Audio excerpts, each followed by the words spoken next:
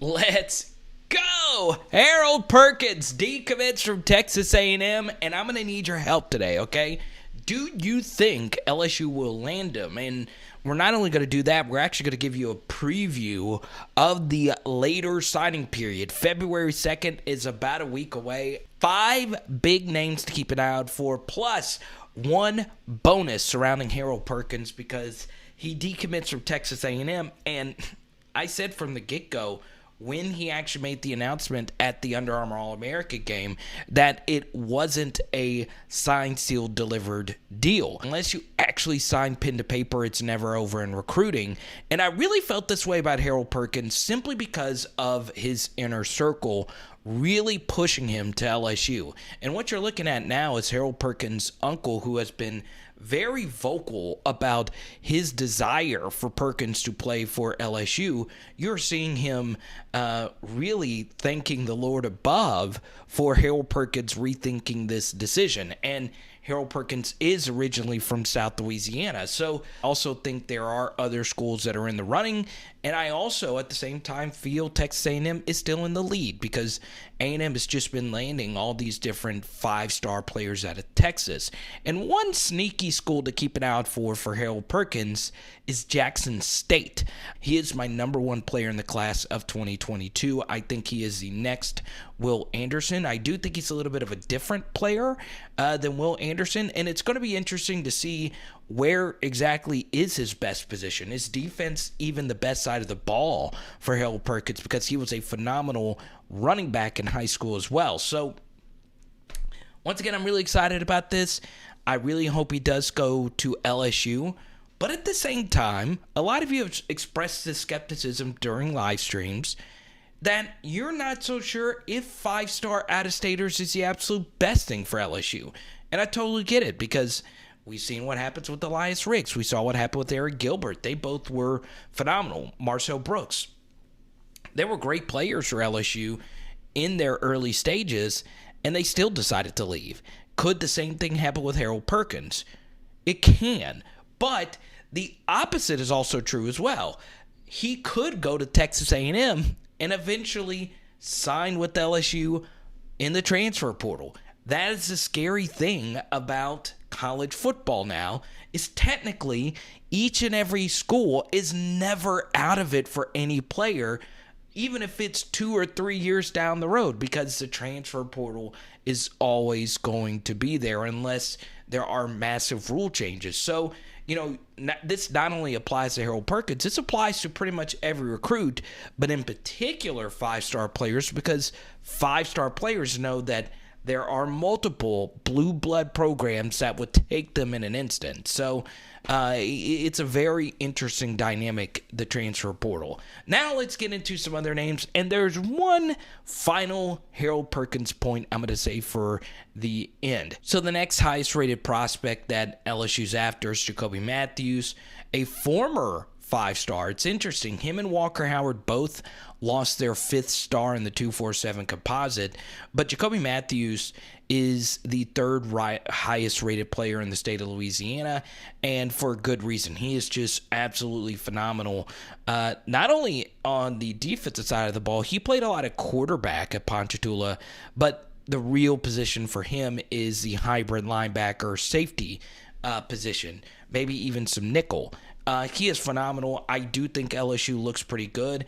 Obviously, Texas A&M has tickled his interest. It's always been there. A&M's been in so many different prospects over the past couple seasons that LSU ended up landing anyway.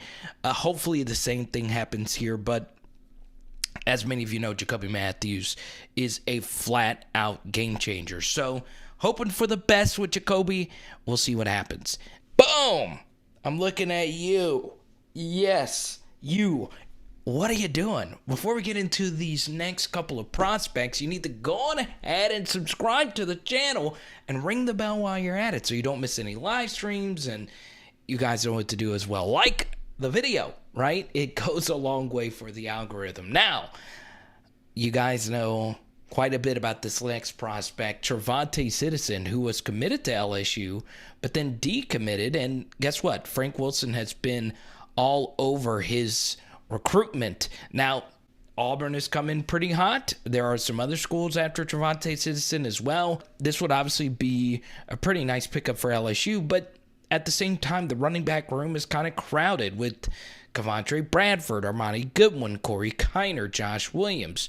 What the heck is going on with John Emery? There are a lot of names mixed in there, and we don't know exactly who is actually going to emerge from the pack. And once again, that pesky transfer portal, who can forget about Noah Cain coming over from Penn State? So once again, Trevonte Citizen has an interesting decision to make. There would be more immediate playing time at other schools, but then again, there's nothing like being the home state running back, as Jeremy Hill, Leonard Fournette, and many others would attest to. So we'll see. I do think LSU looks pretty good for Citizen and Mathews.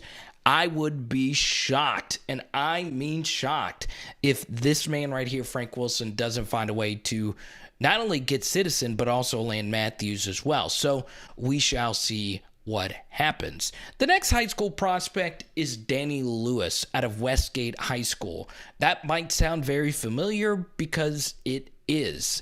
That's where Kayshawn went. That is also where former LSU defensive backs coach Corey Raymond went. And there's also some other great players coming in from Westgate as well in the next couple of years. So, of course, Danny Lewis led them to a state championship.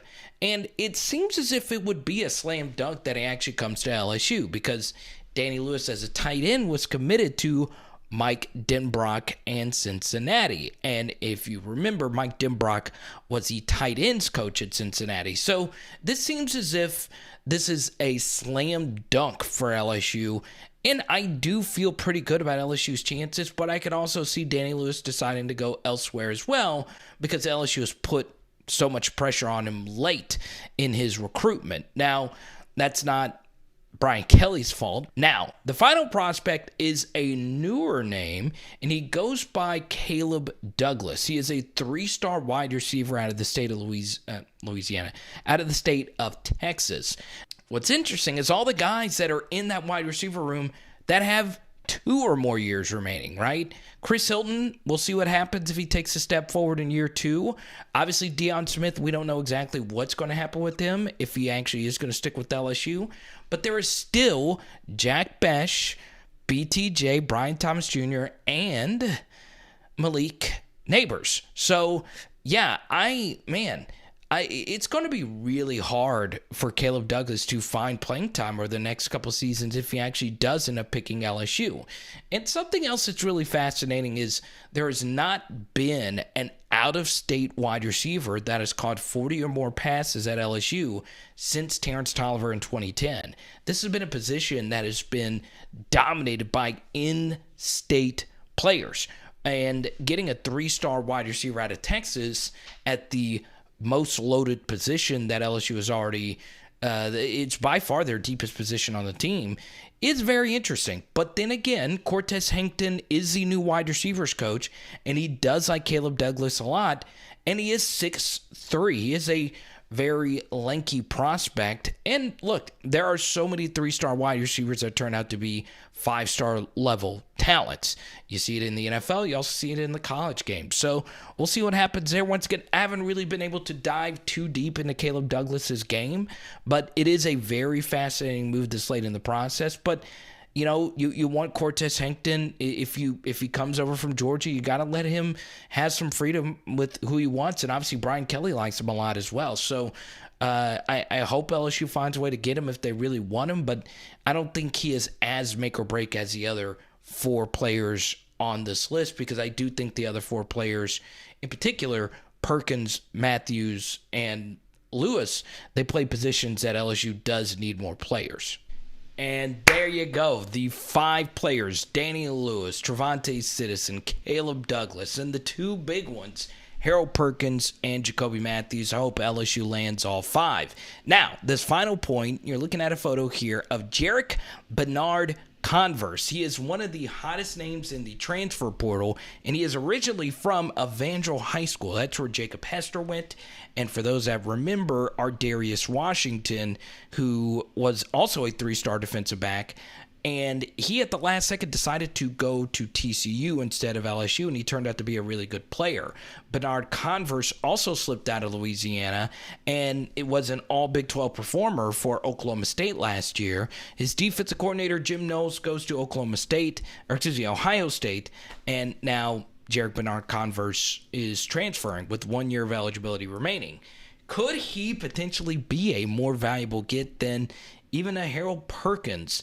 I don't know if that's the case, but he is really good, Bernard Converse, and he would help out a defensive back room that could use more transfers. I know they've already gotten 3 transfer defensive backs. A 4th would not be bad at all, especially one with experience at corner. So the one little extra nugget here is, should you eventually start looking at transfers more so than even high school prospects because of their ability to not only have college tape against college athletes, but at the same time, they're less likely to transfer again. Whereas if a high school prospect comes in, they're always, they're younger, they're not as mature, and then at the same time, they can be quick to bolt as well. So it is very fascinating because I know a lot of you are having that internal debate right now. But yes, this is the name you got to keep an eye out for in the transfer portal, and it would be a huge game changer for LSU's defense. Now, don't forget, comment down below, does LSU actually land Harold Perkins? And don't forget our live streams where you can get, look at that new logo, baby. You can get yourself a PHL sticker, a new PHL shirt. The new logo is hot, baby. I know a lot of you, I've gotten so many good compliments on it. So shout out to Scott, a viewer of the channel that actually made it for us. And we are really excited about the future of this channel. Let's keep it going. Let's go. It is Power Hour LSU Bomb. Are you ever doing pork chops tonight? Let's go.